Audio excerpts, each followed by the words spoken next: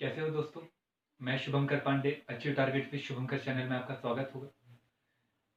कल जो हम वर्ल्ड हिस्ट्री का लेक्चर चल रहा था उसमें मैं लिखते लिखते मेरा जो मोबाइल था वो बंद हो गया और उसके कारण वीडियो ठीक से पूरा नहीं बन पाया। वहीं से हम बातों को आगे लेकर चलते हैं। हमने जर्मनी का एकीकरण देखा और जर्मनी के एकीकरण के बाद में हमने यहाँ तक के देखा था कि भैया लास्ट युद्ध हुआ जिसका नाम था सोडान का युद्ध, और सोडान का युद्ध हुआ 1870 में। और इस सोडान के युद्ध के बाद में हमें समझ में आया 1871 में हुई एक संधि जिसका नाम था फ्रैंकफर्ट फ्रैंकफर्ट संधि। और इस फ्रैंकफर्ट संधि के बारे में कहा जाता है कि इसी के कारण सेकेंड वर्ल्ड वॉर हुआ। इसके कारण सेकेंड वर्ल्ड वॉर हुआ। और इस सेकेंड वर्ल्ड वॉर के बारे में आप बताइए। तो भैया इसके बाद में क्या क्या घटा, क्योंकि हमें फर्स्ट वर्ल्ड वॉर और सेकेंड वर्ल्ड वॉर दोनों पढ़ना है। और ये दोनों पढ़ना है तो भैया ये इटली का एकीकरण और जर्मनी का एकीकरण बहुत महत्वपूर्ण है। हमें इसके बाद वाला चैप्टर सीधे पढ़ना है बेटा, उसका नाम है फर्स्ट वर्ल्ड वॉर। और फर्स्ट वर्ल्ड वॉर को पढ़ना है तो भैया फर्स्ट वर्ल्ड वॉर शुरू हुआ 1914 पर और फ्रैंकफर्ट संधि हुई 1871। 1871 और 1914 तक का अगर हम काल बोले तो लगभग 44 ईयर होता है।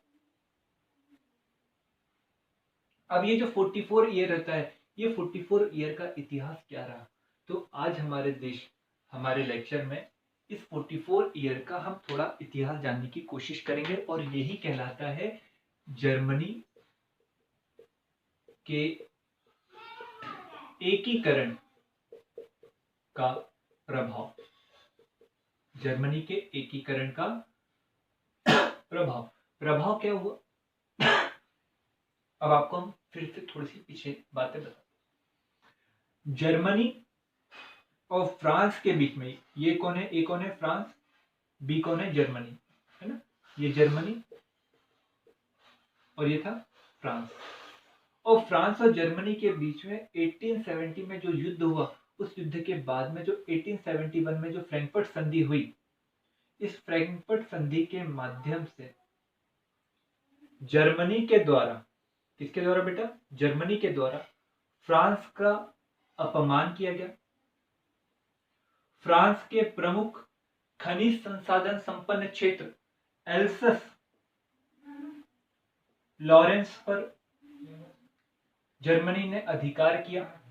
तीसरी बात, युद्ध का आरोप लगाकर युद्ध हार जाना भी बड़ी दर पे उन्होंने प्राप्त किया, जिसके कारण फ्रांस में राष्ट्रवाद आया। राष्ट्रवाद आकर फ्रांस में राजतंत्र समाप्त हुआ और लोकतंत्र की वहां पर स्थापना हुई। और लोकतंत्र की स्थापना के बाद में फ्रांस हमेशा जर्मनी से बदला लेने की कोशिश करता। हमेशा उसके दिमाग में रहता है कि कब मैं जर्मनी का बदला सॉरी। पर जर्मनी का बैठा था एक व्यक्ति जो प्रधानमंत्री के पद पर बैठा था, जिसका नाम था बिस्मार्क। क्या नाम था, बिस्मार्क। और ये जो बिस्मार्क था वो इस बात से अच्छी तरह से अवगत था कि यदि फ्रांस को मौका देंगे तो फ्रांस जर्मनी पर आक्रमण करेगा ही करेगा। तो उसने फ्रांस के साथ जो फ्रैंकफर्ट संधि करी, उस संधि के बदले के विषय में हमेशा बिस्मार्क चिंतित रहा और इसने इसीलिए फ्रांस को हमेशा मित्रविहीन बनाने की कोशिश की। और मित्रविहीन बनाने के लिए उसने क्या किया, ऑस्ट्रेलिया और रूस को अपने पक्ष पे रखा। ऑस्ट्रेलिया रूस को अपने पक्ष में रखा। इटली पहले से ही क्या हो चुका था, जर्मनी के कहीं ना कहीं बातों में आ चुका था। और इंग्लैंड को यह कह दिया था कि भैया जर्मनी जो एक संतुष्ट राष्ट्र है, उसे अपने विस्तार की आवश्यकता है नहीं। मतलब इंग्लैंड इस बात से संतुष्ट हो गया था कि जर्मनी अपने उपनिवेश को नहीं फैलाएगा। तो इस माध्यम से फ्रांस को 1871 के बाद में बिस्मार्क की कूटनीति के माध्यम से हमेशा मित्रहीन बनाने की हमेशा कोशिश होती है। पर आप सभी को पता है कि दो देश रूस और ऑस्ट्रिया जो था, इन दोनों का कहीं ना कहीं अधिकार एक क्षेत्र पर करने का था। उसका नाम था काला सागर का क्षेत्र। और काला सागर के क्षेत्र पर ये दोनों ही देश अधिकार जमाना चाहते थे। और दोनों ही देश जब एक अधिकार जमाना चाहते थे, और दोनों का मित्र कौन था? जर्मनी। और जर्मनी जब दोनों का ही मित्र था, तो मतलब इन दोनों के बीच में शत्रु था, और दोनों का मित्र कौन? जर्मनी। तो स्वाभाविक रूप से जर्मनी एक ही देश की सहायता कर सकता था और एक देश का दुश्मन बन सकता था। और इसी दौरान क्या हुआ, बिस्मार्क ने पहले ही रूस को ये कहते हुए समर्थन प्राप्त किया था सोडवा के युद्ध और सूडान के युद्ध में कि भैया आपको काला सागर के क्षेत्र पर अधिकार करना है, तो मुझे आप मदद करिए। जब मेरा पूरा एकीकरण हो जाएगा तो आप काला सागर के क्षेत्र पर आक्रमण कर देना। और काला सागर के क्षेत्र पर 1871 के बाद की संधि के बाद में आक्रमण किया रशिया ने 1877 में। और 1877 में काला सागर के क्षेत्र पर आक्रमण किया और तुर्की को युद्ध में हरा के काला सागर के क्षेत्र पर जो आक्रमण किया, तो ऑस्ट्रिया और इंग्लैंड, इन लोगों ने कहा जर्मनी से कि भैया आपका मित्र है और आप शेष यूरोप की एक महान शक्ति हो, तो आप लोग एक सम्मेलन बुलाइए और इस रूस के द्वारा जो अवैध रूप से काला सागर के क्षेत्र पर अधिकार जमाए, उससे आप हमें मुक्ति दिलाई, क्योंकि हमारा ट्रेड कहां से होकर जाता है? काला सागर के क्षेत्र से होकर जाता है। तो भैया भूमध्य सागर और जो काला सागर, उसको हमेशा किसी भी बाधा से मुक्त बनाने का दायित्व तो आप में है। ना चाहते हुए भी बिस्मार्क को 1878 में 1878 में बर्लिन में एक सम्मेलन बुलाना, और बर्लिन में जब सम्मेलन बुलाया गया, तो बर्लिन में सम्मेलन बुलाए जाने के बाद क्या हुआ बेटा कि बर्लिन में सम्मेलन बुलाया, कब बुलाया? 1878 में। और 1878 में जब बर्लिन में सम्मेलन बुलाया, तो रशिया ने जो वेस्ट विक्टोवस की संधि जो तुर्की के साथ की थी और बहुत सारा क्षेत्र प्राप्त कर लिया था, उस संधि को बर्लिन सम्मेलन ने अमान्य घोषित किया और रशिया के अधिकारों को अनुचित बताया। और अनुचित बताया तो दुखी कौन हुआ? रशिया। तो रशिया जब दुखी हुआ किससे? जर्मनी से। तो मतलब रशिया किसका दुश्मन हो गया? जर्मनी का। तो अब वो किसकी तरफ जाएगा? फ्रांस की तरफ। वो फ्रांस की तरफ चले गए। आया समझ में? मतलब अब पहला मित्र कौन बन गया फ्रांस का? रूस बन गया।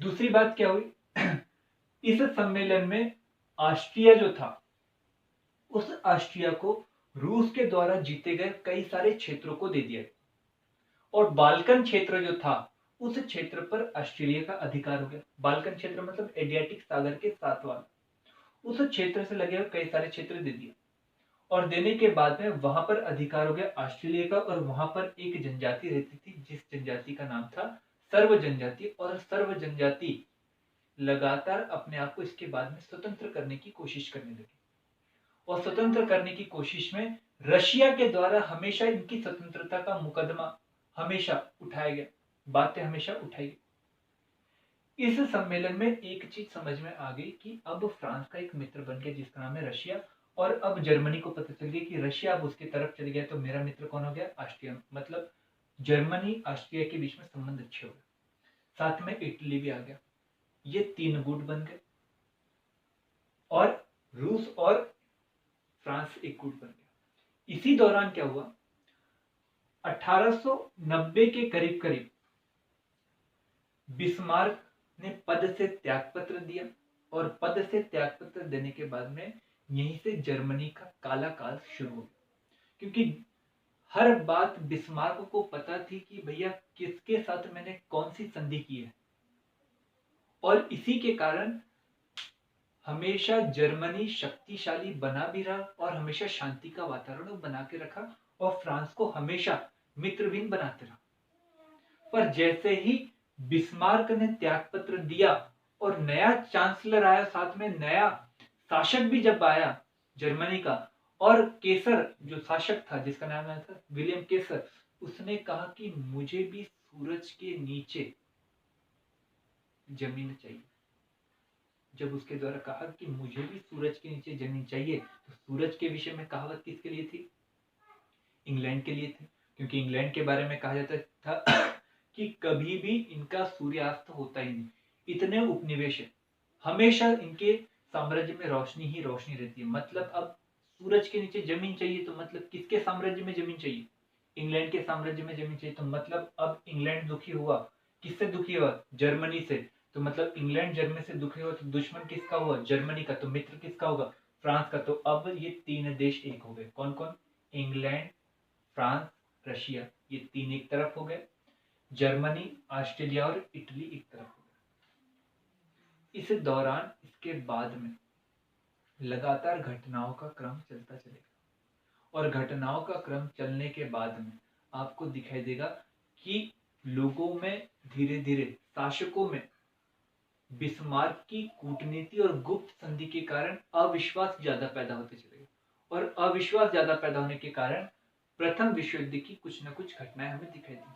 तो कारण क्या कहते हैं? हमने पहले की घटना हमने देखी, और जब इतनी घटना देख ली है, तो अब नेक्स्ट लेक्चर में जो हमने बिफोर फर्स्ट वर्ल्ड वॉर की कहानी से, अब हम फर्स्ट वर्ल्ड वॉर के कारण, उसके बाद में प्रभाव, प्रमुख संधियां, इन सब के बारे में देखने की कोशिश करेंगे। और इन बातों को देखने के साथ में हम कई सारी बातों को इसके साथ इंक्लूड करके भी पढ़ने की कोशिश करेंगे। तो ये था जर्मनी के एकीकरण के बाद का प्रभाव क्या हुआ। तो इसके बाद में जर्मनी के बारे में कहा था, जर्मनी और पूरा यूरोप बारूद की ढेर पर बैठा हुआ था, जिसमें चिंगारी ही लगना बाकी थी, और वो चिंगारी को लगाने का काम ऑस्ट्रेलिया के राजकुमार फर्नांडो की हत्या ने किया। और उसके बाद में पूरा बम विस्फोट हुआ और फर्स्ट वर्ल्ड वॉर हमें दिखाई दी। तो हम उसे कल पढ़ेंगे, और कल पढ़ने के नेक्स्ट लेक्चर पढ़ने के बाद में धीरे धीरे कहानी आपको समझते आएंगे। चलो, आपको वीडियो अच्छा लगा हो तो जरूर से लाइक करिए, चैनल को सब्सक्राइब करिए, और बेल आइकन दबाना ना भूलिए।